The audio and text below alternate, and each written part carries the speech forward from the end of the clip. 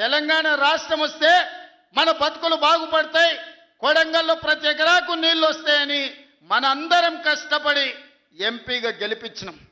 ఆయన ఎంపీ అయ్యిండు, తెలంగాణ రాష్ట్రం వచ్చింది, తెలంగాణకు ముఖ్యమంత్రి అయ్యిండు. కానీ మన కొడంగల్కు నీళ్లు రానియలే, ఏ ప్రాజెక్టు పూర్తి చేయలే.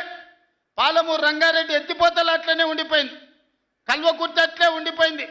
భీమా, నెట్టెంపాడు, తుమ్మిళ్ళ, ఆర్డిఎస్ ఏ ప్రాజెక్ట్ అయినా తీసుకోండి, ఎస్ఎల్బిసి టన్నెల్ కావచ్చు, కృష్ణా నది మీద ఏ ప్రాజెక్టు పూర్తి చేయలే, ఏ ఒక్క ఎకరాకు నీళ్ళు ఇవ్వలే. కానీ 1,83,000 కోట్ల రూపాయలు 10 ఏళ్ల కాంట్రాక్టర్లకు బిల్లులు ఇచ్చిండు. 1,000 కోట్ల రూపాయలు వాళ్ళ కుటుంబం కమిషన్లు కొట్టింది. తొడుక్కోవడానికి చెప్పులు లేకుండే, వేసుకోవడానికి బట్టలు లేకుండే, చిరిగిపోయిన చెప్పులతోని రోడ్ల మీద తిరుగుతోళ్ళకి బెంచ్ కార్లు వచ్చినాయి. ఒక ఆయనకు ఎర్రవల్లిలో 1000 ఎకరాల ఫామ్ హౌస్ వస్తే ఇంకొక ఆయనకు జన్వాడలో 100 ఎకరాల ఫామ్ హౌస్ వచ్చింది. అల్లుడికి మొయినాబాద్లో ఫామ్ హౌస్ వచ్చింది.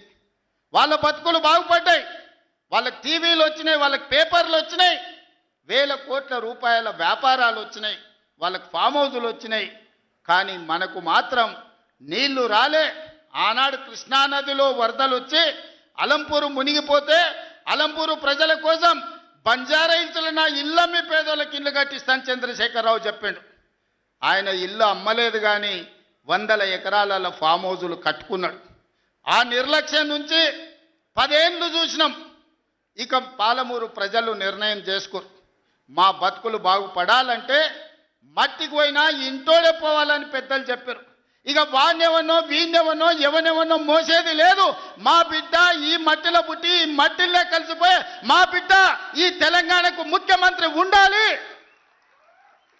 మా బిడ్డ ఉంటేనే మా సమస్యలు పరిష్కారం అవుతాయని పాలమూరు మొత్తం ఏకమై తెలంగాణకి ఒక స్ఫూర్తిగా నిలబడి ఈ జిల్లా నుంచి మీరు ఆశీర్వదించారు. కాబట్టి ఈనాడు తెలంగాణ రాష్ట్రంలో మనం ప్రభుత్వాన్ని ఏర్పాటు చేసినాం. పడవ పెట్టిన ప్రాజెక్టులను ఒక్కొక్కటిగా పరిష్కరిస్తున్నాం. ఈ ప్రాజెక్టుల యొక్క సమస్యల్ని, ఈ ప్రాజెక్టుల యొక్క అనుమతుల్ని ఈరోజు సాధిస్తున్నాం. అన్నీ ఉన్నా అల్లు నోట్ల శని ఉన్నట్టు ఎన్ని అనుమతులు తెచ్చినా ఇవాళ 8 లక్షల కోట్ల